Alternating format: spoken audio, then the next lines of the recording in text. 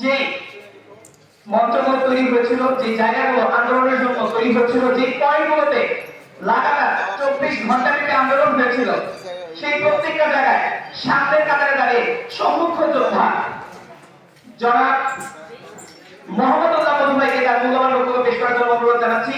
প্রচার ও প্রচারণা সম্পাদক করা।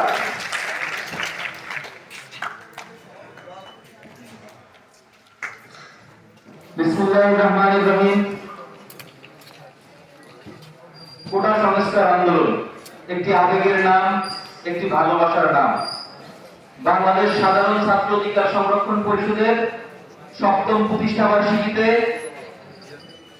আজকের এই সম্মেলনে সভাপতিত্ব করছেন 18 কোটা সংস্কার আন্দোলনের অন্যতম নেতা, সেনহাসপথ সংগ্রামী সহযোদ্ধা ইসমাইল সম্রাট। উপস্থিত আছেন গণতন্ত্র পুনরুদ্ধার আন্দোলনের বলিষ্ঠ কণ্ঠস্বর, স্বৈরাচারী শেখ হাসিনা বিরোধী আন্দোলনের রাজপথের অন্যতম সিপাহ সালার, গণফোরামের প্রেসিডিয়াম সদস্য সিনিয়র অ্যাডভোকেট সুব্রত চৌধুরী। উপস্থিত আছেন প্রখ্যাত সাংবাদিক, বিশিষ্ট বুদ্ধিজীবী শফিক রেহমান। উপস্থিত আছেন রাজপথে হাসিনা বিরোধী আন্দোলনের অন্যতম নেতা, রাজপথের বলিষ্ঠ ভূমিকা পালনকারী লেবার পার্টির সংগ্রামী চেয়ারম্যান মোস্তাফিজুর রহমান ইরান ভাই সহ সংগ্রামী নেতৃবৃন্দ, সামনে উপবিষ্ট আমার প্রাণপ্রিয় ভাই ও বোনেরা, সবাইকে আসসালামু আলাইকুম। আজকে এমন একটি দিনে আমরা এখানে এসে উপস্থিত হয়েছি। আপনারা সবাই জুলাই আগস্টের গণ অভ্যুত্থান দেখেছেন। আপনারা সবাই জুলাই আগস্টের যে রণক্ষেত্র তৈরি করেছিল স্বৈরাচারী শেখ হাসিনা, সেই আন্দোলনের যেখান থেকে সূত্রপাত হয়েছিল, সেই আন্দোলন যেভাবে গড়ে উঠেছিল, আমরা যদি বলি মহান মুক্তিযুদ্ধের অনুপ্রেরণা ছিল 52 ভাষা আন্দোলন, 62 শিক্ষা আন্দোলন, 69 গণ অভ্যুত্থান। আমরা বলতে চাই জুলাই আগস্টের যে গণ অভ্যুত্থান হয়েছিল, 24-এর যে গণ আন্দোলনের মাধ্যমে স্বৈরাচারী খুনি শেখ হাসিনা পালিয়ে গিয়েছিল, দিল্লির দাসী পালিয়ে গিয়েছিল, সেই আন্দোলনের সূচনা করেছিল 2018 সালে এই আন্দোলনের সূচনা করেছে। আপনাদেরকে জানতে হবে, আপনাদেরকে বুঝতে হবে, দীর্ঘ 6 বছরের আন্দোলনের পরিক্রমার মধ্যে সেই যে স্পার্ক হয়েছিল, সেই কোটা সংস্কার আন্দোলনের মধ্যে দিয়েই পরবর্তীতে সেই কোটা সংস্কারকে, কোটা আন্দোলনকে যখন কোটা পদ্ধতিকে বাতিল করে পুনরায় কোটা ফিরানোর জন্য শেখ হাসিনা স্বৈরাচার সরকার এই আন্দোলনকে আবার পুনরুজ্জীবিত করেছিল, তখন বাংলাদেশের সমগ্র শিক্ষার্থীরা আবার রাষ্ট্র ঐক্যবদ্ধ হয়েছিল। যখন দেখেছিল শেখ হাসিনা এই কোটাকে বিলুপ্ত করবে না, কারণ শেখ হাসিনা নিজেই একজন কোটারি, তখন শেখ হাসিনা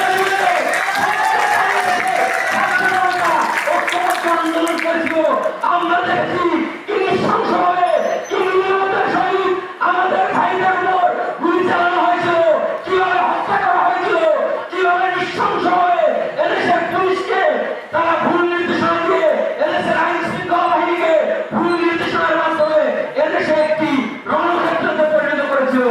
আমরা বলতে চাই বাংলাদেশ বীরের জাতি, বাঙালি বীরের জাতি 1971 সালে যেভাবে রক্ত দিয়ে দেশকে স্বাধীন করেছিল, তার পরিক্রমায় আমরা প্রমাণ করেছি আমরা বীর মুক্তিযোদ্ধাদের আসল উত্তরসূরি। আমরা প্রমাণ করেছি আমরা লড়াই করে আবার শেখ হাসিনাকে বিতাড়িত করেছি বন্ধুগণ। কিন্তু অত্যন্ত দুঃখের সহিত বলতে চাই, যে লক্ষ্যে, যে আদর্শে, যে চিন্তায় বাংলাদেশের জনগণের মুক্তিকে কেন্দ্র করে এই দেশকে হাসিনা মুক্ত করা হয়েছিল, ফ্যাসিস্ট মুক্ত করা হয়েছিল, সেই দাবি দাওয়াগুলো আমরা এখনো পূরণ করতে পারছি না। আমরা বলতে চাই এই সরকার অত্যন্ত সুশৃঙ্খল ভাবে দায়িত্ব নিয়েছে, কিন্তু আমরা এখানে গাফিলতি দেখতে পাচ্ছি। আমরা আপনাদেরকে দোষ দিচ্ছি না, 15 বছরে হাসিনা সবকিছু ধ্বংস করে গেছে। আপনারা যদি ঠিকভাবে আইন শৃঙ্খলা ঠিক করতে না পারেন, বুঝতে না পারেন কোথায় রন্ধে রন্ধে কিভাবে শেখ হাসিনা দালালরা, দোসররা এই দেশকে ধ্বংস করছে, আপনারা রাজনীতিবিদদের সহায়তা গ্রহণ করুন, রাজনৈতিক দলগুলোর সহায়তা গ্রহণ করুন, আর আপনারা দীর্ঘমেয়াদী